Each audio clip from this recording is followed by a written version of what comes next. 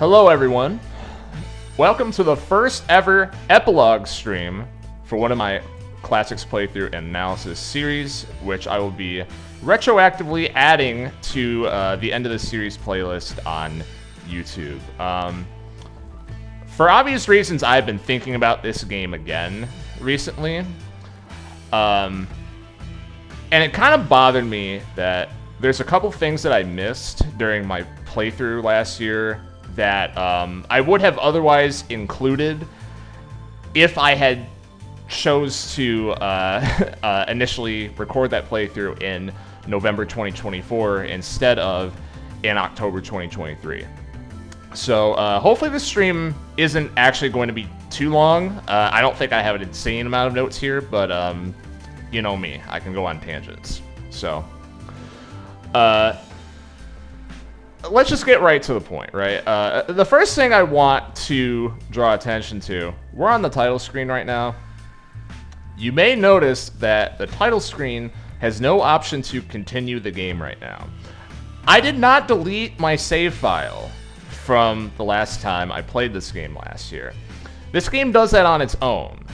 The game deletes its save once you close May's journal. You see the RIP Casey, and then close it. Your save gets deleted. And on a similar note, there is only one save file in the game, and there are not manual saves. It's auto-saving only, so there's no save scumming in this game. And to be blunt with you, it kind of made putting the notes together for this playthrough the first time a huge pain in the ass. So, you know, for a while I didn't really understand this. You know, I kind of wondered, like, is this a technical limitation thing, or are they trying to say something? Because it's not out of the realm for video games to use the save system as a tool for expression. After all, this game came out in 2017, same year as Nier Automata, which is very overt about that, right? But, you know, if Night in the Woods was trying to drive home a point about this in a similar manner to that game, or others have done this sort of thing, I didn't really know exactly what it was and how that tied back to a lot of the main themes of the game that were explored during the playthrough last year. But now I think I might get it. So what I'm going to do is I'm going to start another playthrough of this game. I'm going to retread my steps, and I'm going to come home to Possum Springs, and I'm going to see how the town is doing today. I swear there's a point to this, okay? It's not going to take that long. Just hear me out, okay? So let's go back home.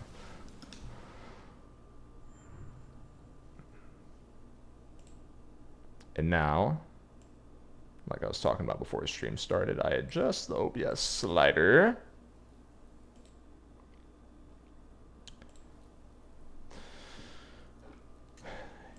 In the year Granddad died,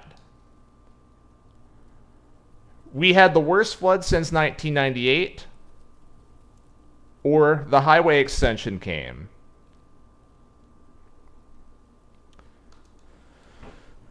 Greg got trapped on top of a doghouse.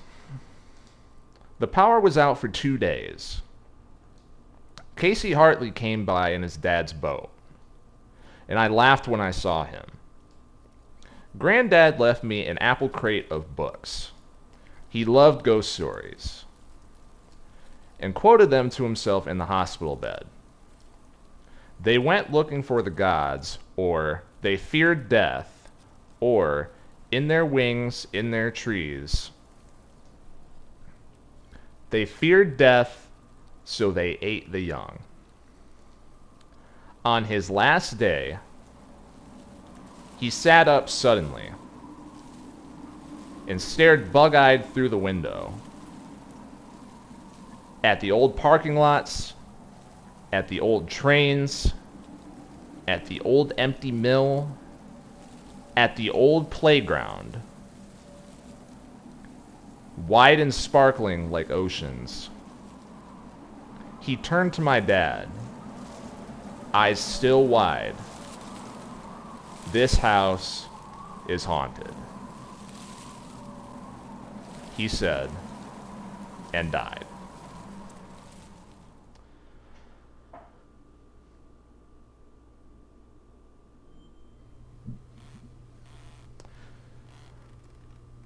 Folks, I talked about this at the start of the playthrough last time as well, but now that we have the context of the full game, I want to just say again, no matter what you pick in this intro here, it always comes to the same conclusion.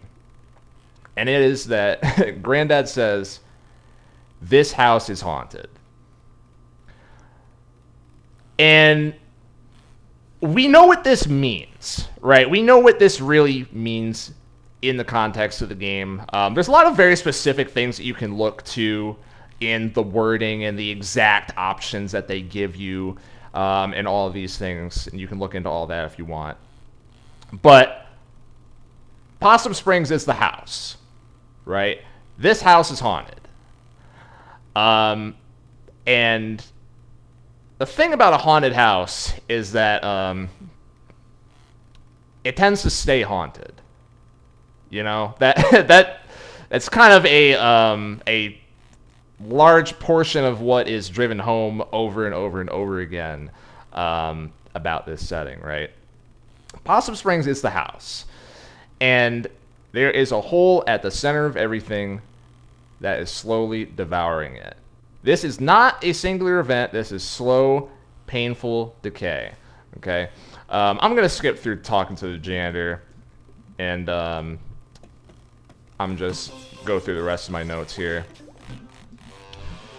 So, you know, obviously we talked about throughout the playthrough last time.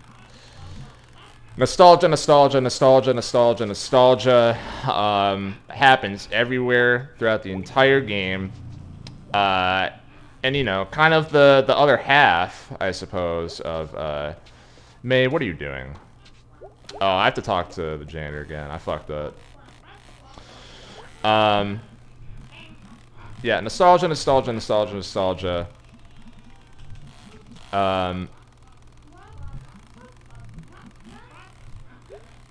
But, you know, there's kind of another half of nostalgia, I suppose, which, again, we did talk about, but I'm reiterating to reintroduce my points, whatever.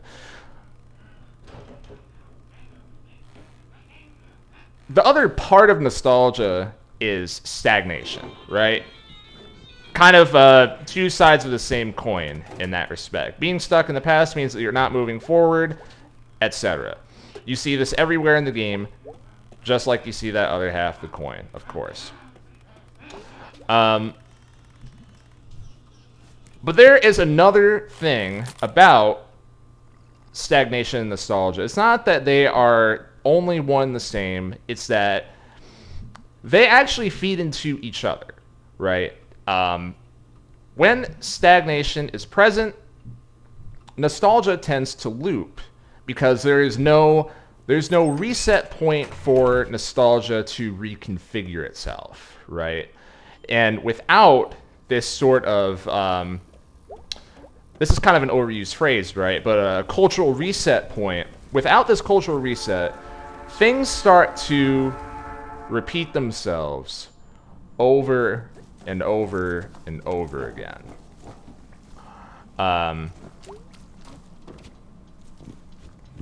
And I almost timed that up perfectly with the next thing in my notes, but I gotta break this branch first.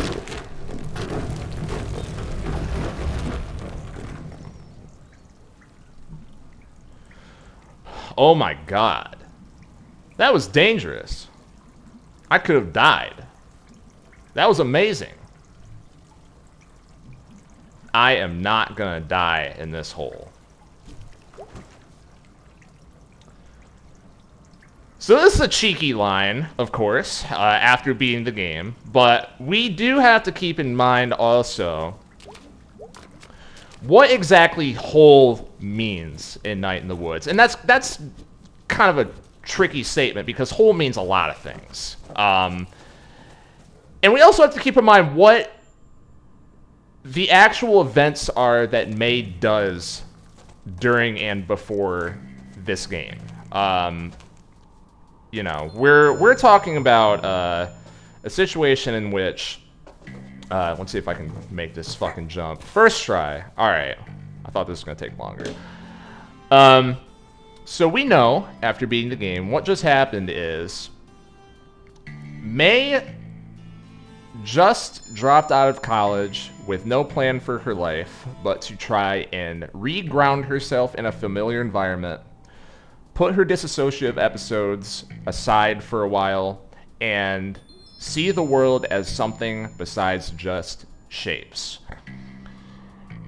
By the end of the game, may I remind you, May has not taken any steps to leave Possum Springs. And it's certainly not due to a lack of suggestion from basically everyone in her life. And basically everyone in her life telling her that it is a good idea to do such a thing. But, you know, she is possibly the one that is the most hesitant to do such a thing. So when May, in that scene that we just passed, says, I will not die in this hole, is the hole that she is talking about, is that actually Possum Springs? Is she actually talking about Possum Springs, or is she talking about the hole that she is in? Let's keep that in mind. It's only been 2 years since I lived here. Not in this playground. Possum Springs, I mean. This is all getting jumbled. I should write it down.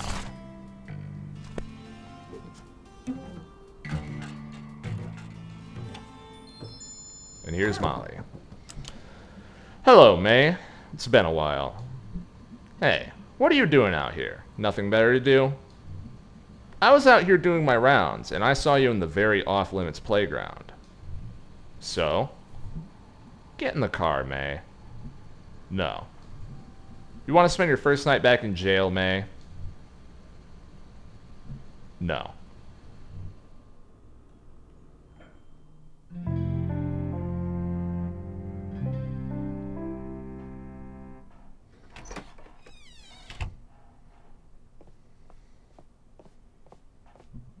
Hey, remember me? Ah! May, you gave me a heart attack. Good. What are you doing? Oh. May, honey, we thought you were coming tomorrow night. You thought wrong. How did you get here? I walked until I got arrested by Aunt Mall Cop. Oh, did you say hi to Molly for me? No. I say hi for no one. Fuck the cops. I forgot if I said F or fuck in the playthrough, whatever. I'm going to bed. Is my bed still here? Or are we waiting for tomorrow night for that too? Ah, May. So good to hear that voice again. Good night.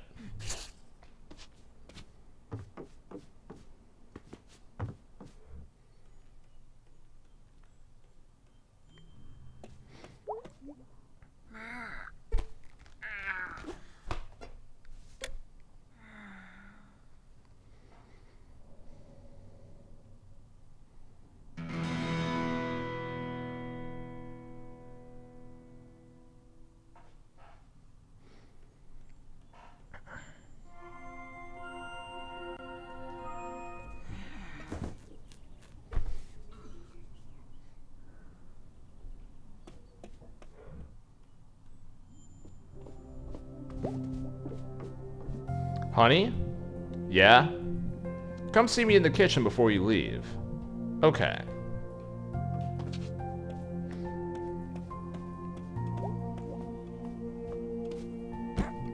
Hi, Mom. Welcome home, sweetie. Thanks for not changing the locks. Sorry, we mixed up the day you were coming back. It was such short notice. It's okay, Mom. May, honey? Yeah? Is everything okay? Yeah. Yeah, Mom, things are good. Well, I mean, it was a bit alarming to your father and I when you called. I assume that something was very wrong.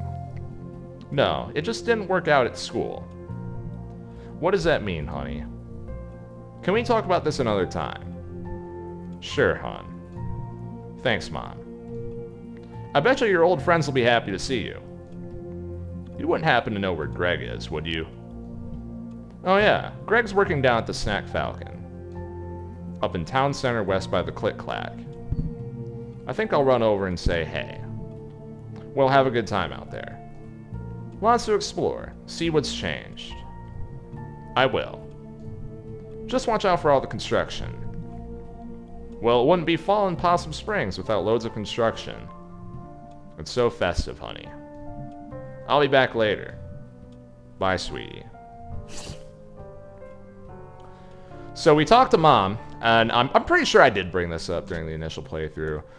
She closes this by inviting us to see what is new in town as we first get to explore Possum Springs. But part of the point, of course, we especially know this after beating the game, is that Possum Springs doesn't really actually change in a meaningful way anymore.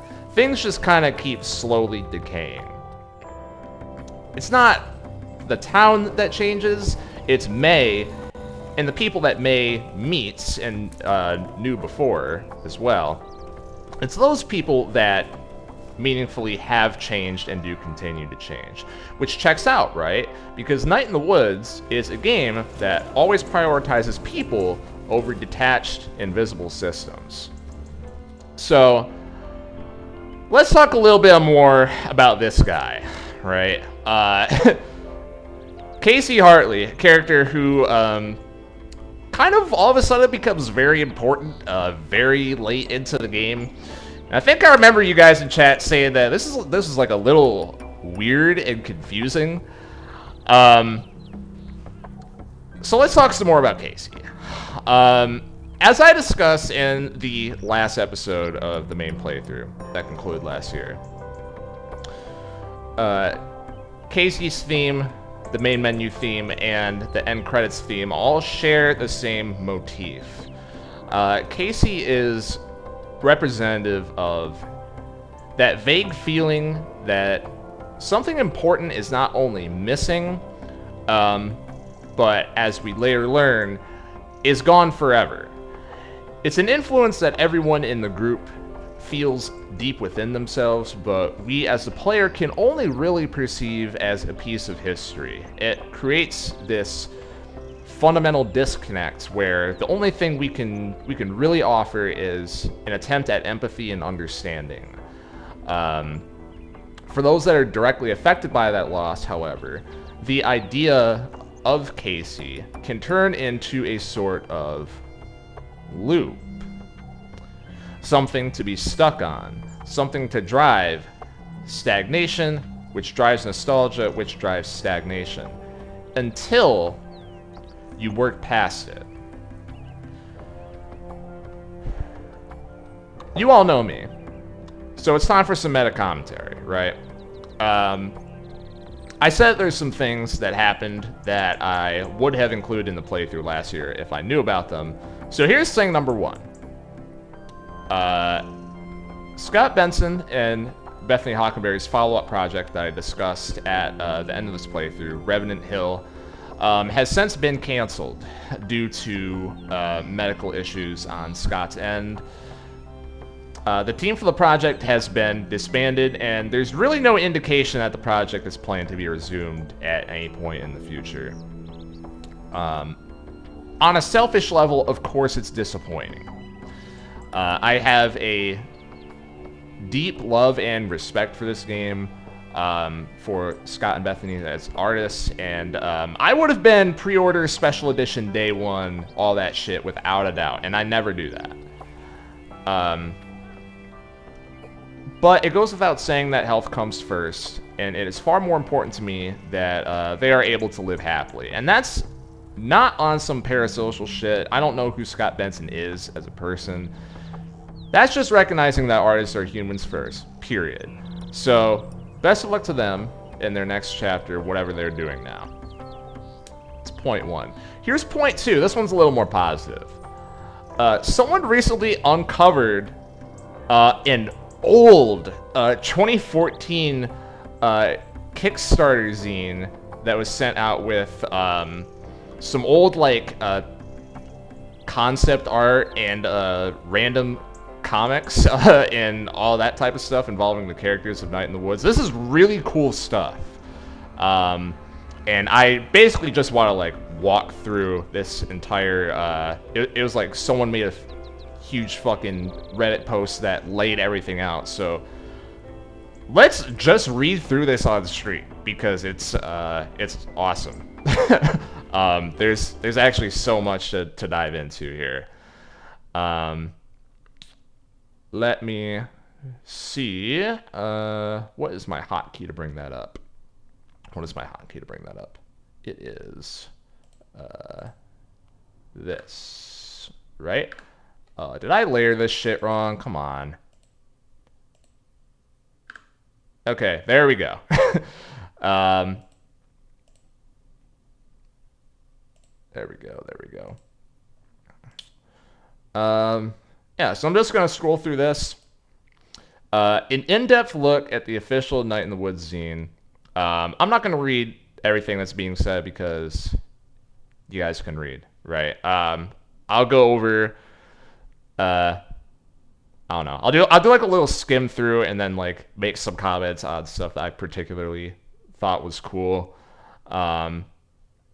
So it's dated March 30th, 2014 here. And then as is pointed out here, development on Night in the Woods had only started 1 month prior in February 2014. So keeping this in mind, it is actually really crazy how much it feels like this is something that could have been released much closer to the game actually coming out. Like they had a lot of things decided very early on. Which I think is pretty interesting. So let's open this up and start zooming in on images here. So we have contributors. We have Scott Benson with a couple pieces in here. And then we have all these other people. I don't know who they are, to be blunt. The post is going to like talk a little bit about like, oh, this person wants to hide their identity. I don't know who this person is, whatever. First thing in here, this is just awesome. This is awesome. This is like, this to me is the ultimate nerd shit. Okay, we have May's intro to writing course when she went off to college. Okay, where I'm from. I'm from a tiny nowhere up in the mountains called Possum Springs. So called because we have a lot of possums and no springs.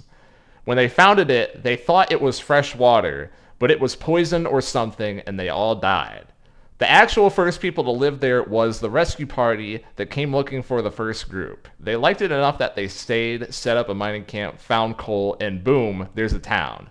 We used to have cool things like mining strikes where they'd like totally hang one of the bosses or something. First they'd leave a note on his door with a coffin drawn on it, and they couldn't spell, so it'd be like, "You're dead on Tuesday, your money will not save you, boss." And then they'd like hold up his horse or whatever and shoot him or hang him. It was crazy then. And a ton of people lived there. They built all these big buildings up in Townie Century. There was a massive hotel. The trains would come on through and bring more and more people in. They built all these houses for the miners on the hill below where the rich people live still today. They had a tunnel with a trolley that took the miners up into the woods back to the old mine, but they ran out of coal and the mine shut down in the 80s. There were some fights and I think someone died, or at least all the kids said someone died, and his ghost was haunting the woods. Little Joe they call him, and he is very spooky. So anyway, they closed down the mine. Then the big floods happened in 92 and 94, and that ruined a lot of things and a lot of people moved away. We did get a Donut Wolf last year, and that's pretty cool. So things are looking up for Old Possum Springs. This is 10 out of 10, man. Like, tell me that doesn't sound exactly like May. This is excellent. This is so fucking great. And yeah, the fact that she has marks on like every sentence is so fucking funny.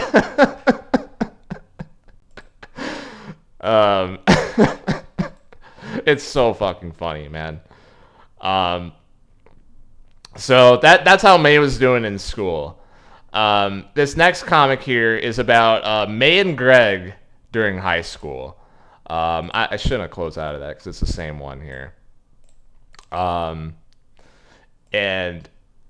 the events in here, this says, I didn't fact check this, but according to this post, it says the events of this comic are referenced in game.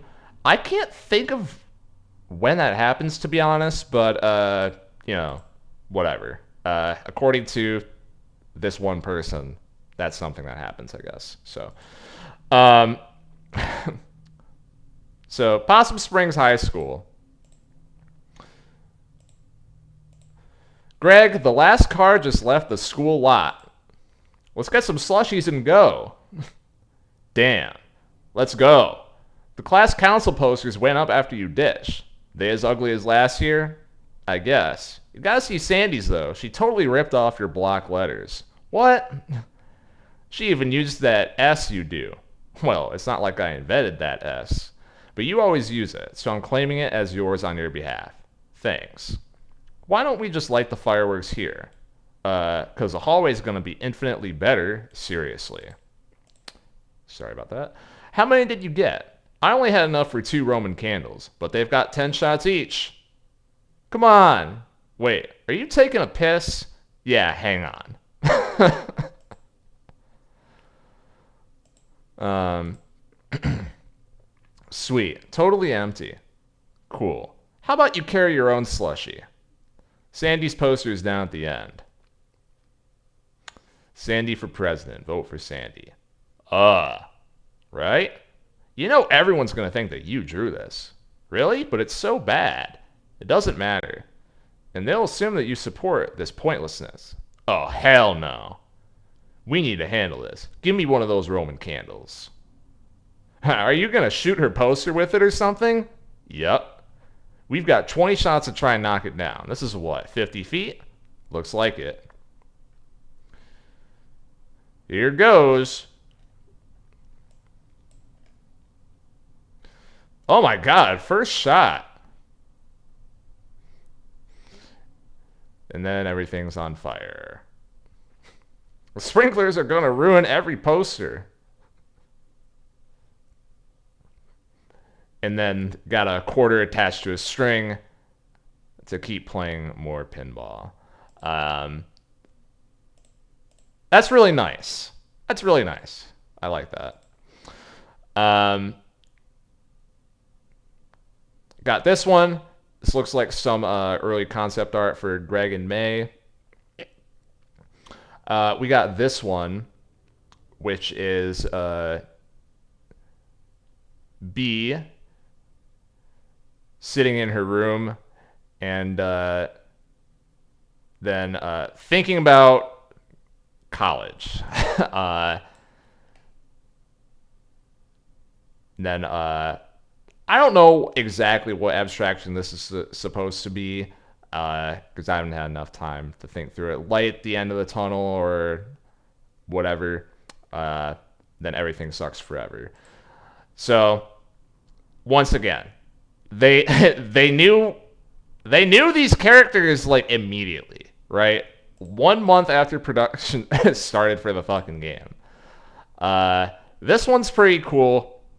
It's been getting like a decent amount of attention because this is like semi-official, whatever, human interpretations of the characters. There's some interesting stuff here. First of all, May has the shirt. May has the shirt, so I'm pretty sure I was onto something when I said that was like an important part of her design, because they already had that this early. Pretty sure I was onto something in the playthrough. We have B with the Ankh as like a necklace thing. Then of course she's got the cigarette. And then we've got Angus with the glasses still. And then we've got Greg. He's still got the fucking leather jacket boots. And then he's drinking something. This is Fox DR something. I don't know. But yeah, pretty cool. And then at the end of everything, hold on to anything. Talked about that. They've used that tagline a lot. This is one that, according to the Reddit post, and then he cites his sources as well on this. This is the origin of May's old boyfriend Cole, who what's the date on this? What's the date on this? Let's see. Well, obviously it had to have been in time for this this zine being sent out, I guess. But point being,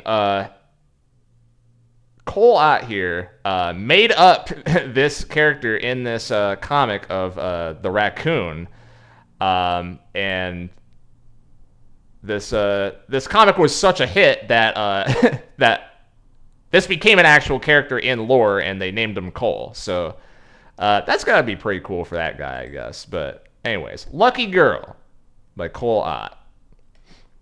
Uh-oh. Can't wait to see you later. I have a surprise for you, winky face. Ooh, a surprise from your super cool boyfriend. Raccoon knows I hate surprises. Unless maybe he fixed my amp? I don't think boyfriends send winky faces about electronics repairs. I bet it's a sexy candlelit dinner. Barf? Or some grand romantic gesture. Like tagging the old water tower, like some angsty 80s teen. Ha! Oh, I wonder if he wrote me a song. For that weird electronic thing? Do they even sing? Possum kind of hisses? I just hope he didn't, like, add me to his goofy arm tattoo. I mean, it's rad and all, but... A preview for tonight. Let me see.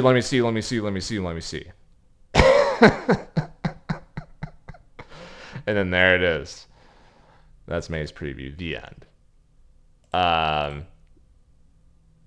This is not how Cole acts in the game, from what we can tell, I guess. But once again, very funny. And I like the idea of just May and B being normal in this situation. That's pretty cool. So anyways, there's some talk about how this ended up becoming a thing, that pre-release people really like this comic. We got a couple more. This one is another May human design here. And then this is the start of a comic that is, I believe, what exactly do they say here? By Scott's admission, a canonical origin story for Greg and Angus. So obviously that's pretty interesting, right? And this is a long one as well. So we have Angus over here. We have May, Greg, and then who is this? The assumption is that this is Casey, probably. But anyways.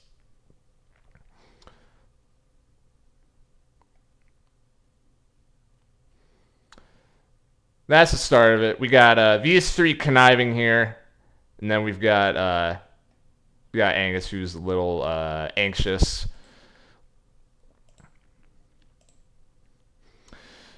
Get rich or die mining says, sorry I missed you yesterday. Maybe we can try and meet in the hall. We're always outside in the morning, though. Angus Online 02. Mornings can be bad. I like to have the extra time to catch up on homework. You are such a schoolboy. Ha ha, I kid. It's cool. Okay, I will think of something. Note to Angus from Greg. Angus, hey, I keep missing you. Lame. Want to just meet me in the library for lunch? 4 minutes between classes isn't enough to hang out or something. I'll be near the encyclopedias. Oh, don't bring any chips. Mrs. Grubbs hella hates chips. The mall? Really? Malls bum me out. The store I want to go is near Pretzel Palace. Would that sweeten the deal?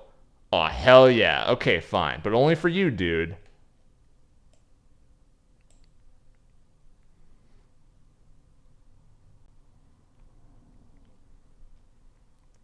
And then we got Angus putting on some clothes, including the hat.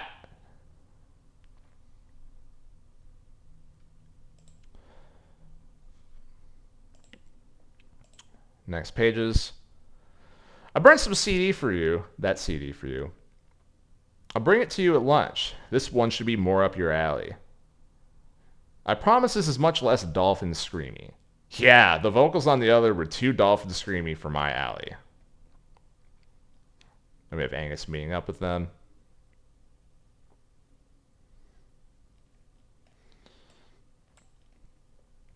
So you're going to do college or something like that after?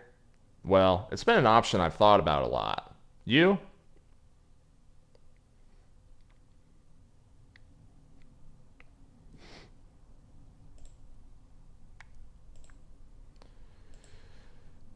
School isn't really my thing. I just want to get out of this town or whatever. Oh, I see. Yeah, getting out of here is my main goal. I think we'll find someplace nice that isn't here. And that's the end of that one. So, good stuff once again, man. Good stuff once again. And we're gonna close out with Scott is the bookend here.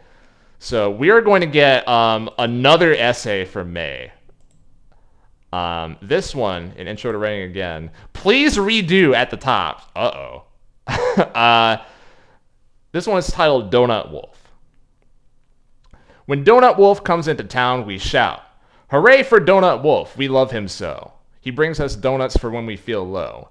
That is what the Donut Wolf is about. Sometimes when I don't feel like going out, when I am sad or there is too much snow, and I'm afraid I'll fall and break my bones, but screw it, Donut Wolf will heal my face. Donut Wolf, he howls from his wolfy snout. In the night, we hear his dark, deep bellow. Donut Wolf rides from donut hell below. Ride the chariot to donut hell." Please stop writing about Donut Wolf.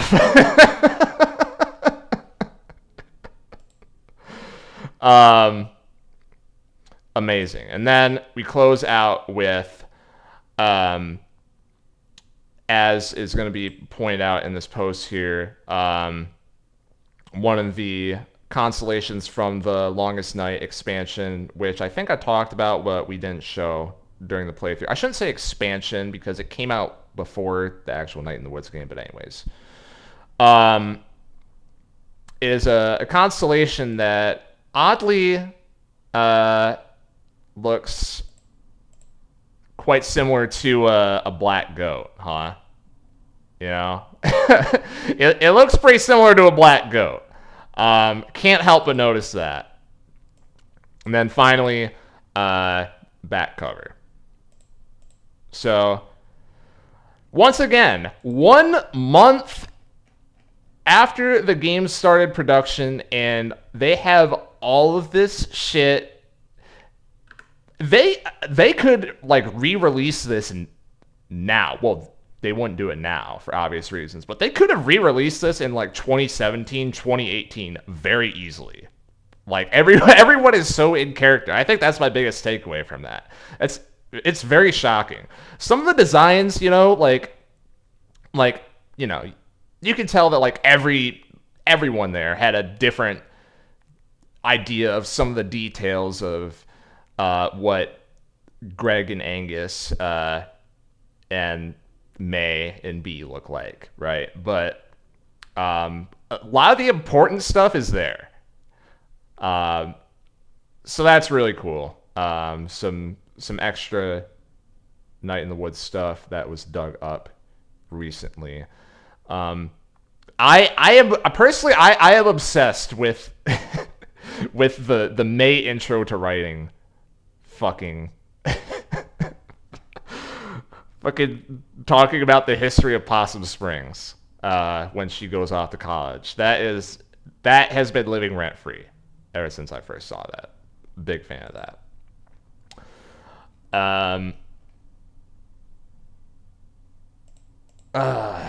Let's see. So, closing out of that. And let's go back in the game. Let's see. Where were we? Oh yeah, would you look at that? Casey's still here. Right. So what was I talking about? To start into this? Talking about nostalgia loops, stagnation, repetition. Alright guys, let's cut to the chase here. I started writing this on Tuesday night, okay? I started writing the notes for this on Tuesday night. And I have a lot of thoughts, obviously. But I'm going to attempt to contain this discussion specifically to topics that we previously discussed in the playthrough of this game last year, okay? So hey, let's get this word out of our system so that it's not taboo. Trump, Trump, Trump, Trump, Trump, Trump, Trump, Trump, Trump, Trump, Trump, Trump, Trump, Trump, Trump, Trump. Okay, done.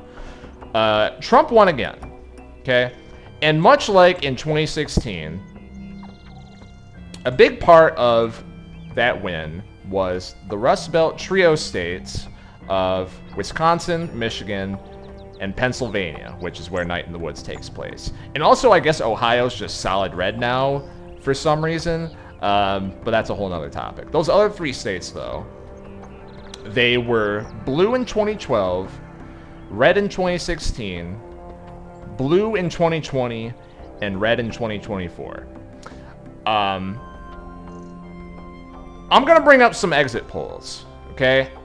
I know exit polls aren't perfect, they aren't wholly representative, etc. However, it's what we have right now. First thing I'm going to bring up here.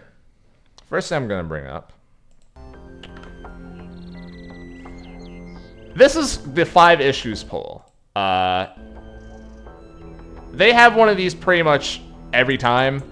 And by the way, your eyes may be drawn to that last bar on there, but don't worry, we're gonna get to that later. But first, I want to bring up that you know, the economy is more often than not is going to be the #1 issue in every U.S. presidential election. And historically, when economic times are bad, that vote from those who have that as their top priority are just going to go against the current administration. That's how it works, right? You can say whether you think that makes sense or not all you want, but trends over decades and decades and decades have shown that's how people vote. If the economy is currently bad, vote the other side in. And you know, Night in the Woods discusses over and over and over and over and over that the Rust Belt isn't improving economically. In fact, things are just repeatedly getting worse. And that certain 2016 malaise and willingness to take drastic, desperate action still has yet to be addressed in any meaningful way. We are still here. You know, in fact, we are so much still here that there is already this cultural amnesia around Trump's first term, which, may I remind you, ended only 4 years ago. 4 years ago, Wisconsin, Michigan, and Pennsylvania voiced their discontent with the Trump administration's COVID response and the economic effects that came with it, and voted accordingly. And now they're flipping back. They are nostalgic for 4 years ago, a time that in the moment was not liked. And And obviously the reason for this is that Wisconsin, Michigan, and Pennsylvania are not monoliths. They are states with millions of individuals that all have different values, motivations, and voter priorities. A lot of this stuff involves some voters are consistently showing up, some are not showing up. More on that later. And, you know, some people are flipping, some people are not flipping, whatever. And of course, 2020 in particular had other abnormal voting habits that came into play. The highest turnout, I believe, ever, if I remember right, but certainly in recent times. And something that we do know statistically is that Trump's core base in the Rust Belt has kept chugging along for the last 3 election cycles, and all for the exact same reason, because we are still in 2016. We are still in 2016. We are looping until something breaks it. So there's that. Next poll. This is where it starts getting fun, people. If it wasn't fun already.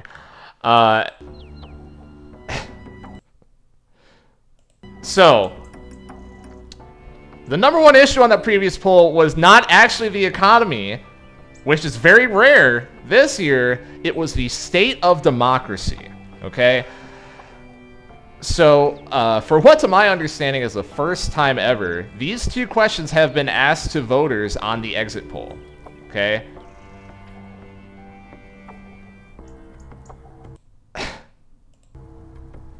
Do you think democracy in the US today is secure or threatened? People, over 70% say threatened, and that is split dead even. Bipartisan opinion, people. This is not some fucking fringe, terminally online fucking weirdo that is not representative of reality and not representative of voting trends. This is the mainstream opinion among voters that were polled in the United States right now. This is a mainstream opinion.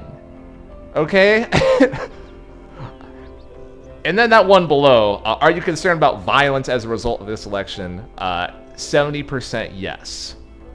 70% yes.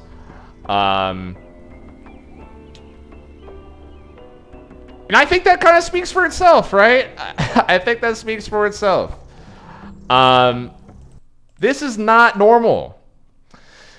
We are not in normal times right now. And that thought is, like I said, this is the mainstream bipartisan opinion in the United States right now.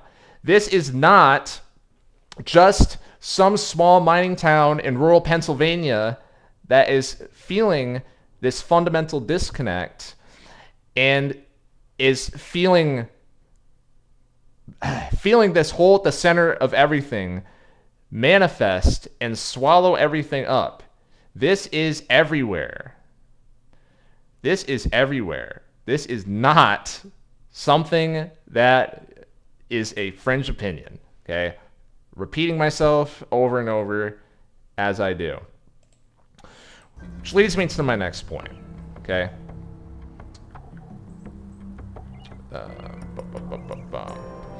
Hey, do y'all remember this? Do y'all remember this? I brought this up at the end of the playthrough in the final stream last year. This graphic, a Gallup poll that was conducted a couple years back.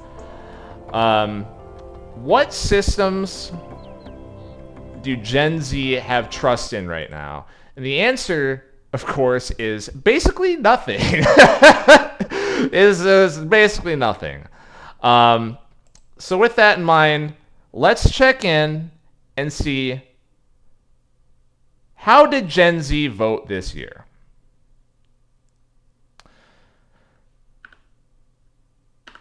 So, oh, wrong one. Womp, womp, womp. So these are, I cropped out 4 different graphics here, actually. Sorry that the music keeps cutting in and out. This is a graphic of the 18 to 29 voting demographic for the last 4 U.S. presidential elections. Okay? As you can see, in 2012, starting from top to bottom, in 2012, this demographic made up 19% of the total voter base, of which 60% of them voted for Obama. And by the way, this is the last year where this entire 18 to 29 demo was made up wholly of millennials. So the last millennial, 18 to 29, 19% turnout. In 2016, the first time that Zoomers entered the picture, 19% of total votes again, 55% voting for Clinton. In 2020, Gen Z now makes a majority of the 18 to 29 block. Participation drops to 17%. And now in 2024, with millennials totally phased out and the oldest of this block being considered the very start of Gen Z at this point, participation has dropped to 14%.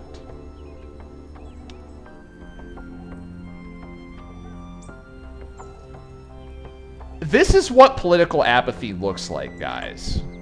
Like this is what this graphic turns into this. To me, it's just undeniable. It is really undeniable, in my opinion. These are the same graphic.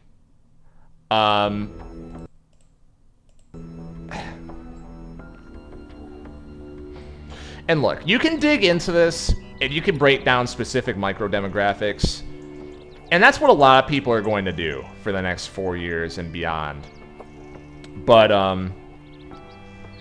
if we are to assume that this trend has any sort of accuracy, which I do, in a climate where, may I remind you, over 70% of polled voters believe that democracy is in danger, participation among the youth, those that we traditionally think of being the ones that are bright-eyed and inspired to change the world and haven't been beaten down yet, their participation is decreasing at a higher rate proportionally than previous generations. I cannot describe this as anything else but a generational collapse into apathy under the weight of the hole at the center of everything.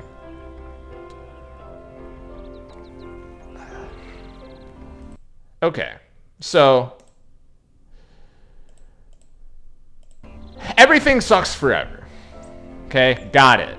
Already knew that. What are we supposed to do? And of course, Night in the Woods is a game that addresses this exact question, right? If there's any silver lining to being stuck in 2016 for this long, and by the way, for what it's worth, this game points out that this is an issue that started far earlier than 2016 for the Rust Belt. We are just in this current era of this response to this issue. If there's any silver lining, it's that art, such as Night in the Woods, despite releasing 7 years ago now, can still reach people that are seeking validation of and discussion around modern issues. And what this game will tell you is that apathy is not the answer. Cultural dissociation is not the answer. Sticking in a nostalgia loop forever is not the answer. Attempting to revive something that no longer exists and no longer can exist is not the answer. Filling the void with meaningful relationships with real people is the answer. Throughout Night in the Woods, May goes through a lot of personal growth and has to really confront some shit head on. But before she's ready for that, she has to be reminded of what life was like before everything turned into shapes. And as discussed during the playthrough, this is where Greg comes in. Greg is not a perfect friend. And this game is not shy and let you know that. May and Greg enable each other's ugly behaviors quite often. But what Greg does at the start of this game is unconditionally accept May in a way that really resonated with her. And once that vibrance re-entered May's life, she was able to connect with B, who was not afraid to challenge her beliefs, and Angus, who invited her to expand her beliefs, and then everyone else in Possum Springs, etc. The point being, May at the end of this game does not fix Possum Springs. The jobs don't come back, everything's still falling apart, her parents aren't any better off financially, Bruce doesn't come back to the church, nothing happens to those stupid town council assholes, in case he's dead. But what she does do, as B points out, is make Doom sound like a lot of fun. She is a source of comfort for many in her community. And she receives that same comfort in return. She's the little sister that B needs, and she's the big sister that Lori needs. And more than anything, she is able to care. She wants to hurt, and only then can she start unconditionally existing. And Night in the Woods is not a game that blames you if you stop here. Just being a positive presence in others' lives is important. And it helps us all feel a little more alive and connected with the world. But if you want a community structure that directly drives social change, this game is not shy in its addressal of that either. It lays out the blueprint of the town church as a community structure, what it represented, it still represents to the older generations, the reasons why it is less resonant with the younger generations, the types of services that such a structure is equipped to provide given their resources, and the types of politics that they have to play when it comes to actually using those resources. And obviously it does a lot of the same things with labor unions, what it means to actually have a truly unified base, a unified goal that is easily identifiable, exactly how strength in numbers, the theory, plays out in reality, the types of goals that can be accomplished through strength in numbers and through unity, and the horrifying battles that they had to fight along the way. This isn't to say that I think Night in the Woods sees the church and the union as the only two ways out. They were certainly chosen for the game, at least in part because those institutions have been intertwined with the Rust Belt for so long that it would be disingenuous to tell a story in this setting without them. But it attempts to lay out that roadmap. For meaningful social change to occur, you need organization, you need community, you need mutual understanding, or you have nothing. You can't do it alone.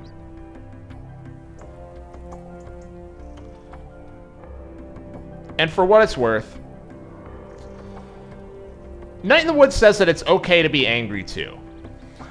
B is a very disgruntled character in this game, who isn't afraid to speak her mind, for good reason. Angus, at the end of this game, notably says that he hopes the cult members die as they are trapped inside the mine. He says, good, I hope they're dead. At the end of Greg's story, which we did not cover in the playthrough, but I think I may have addressed at some point, Greg and Angus discuss that they are moving to the city specifically because they're just sick of being the only queer couple in a closed-minded small town. They are over Possum Springs and they're giving up on it. None of these are decisions that promote unity and community building necessarily. But the game doesn't disagree with any of these decisions, and here's why. In all three of these cases, these characters are not pushing away potential members of their community. They are not fracturing existing communities by driving division. They are identifying others with intentions, not thoughts, not feelings, not knowledge, not lifestyle choices, not backgrounds, but intentions that are in direct opposition to theirs. And those are the people that they do not associate with. Because the hard truth about trying to foster community and drive unity is that inviting pineapple on pizza essentialists into your anti-pineapple on pizza social movement is not what unity means.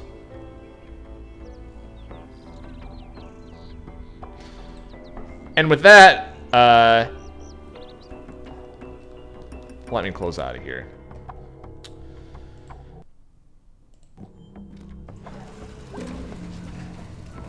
And let's go talk to Greg. And let's go play some bass and try and forget about things for a second, yeah?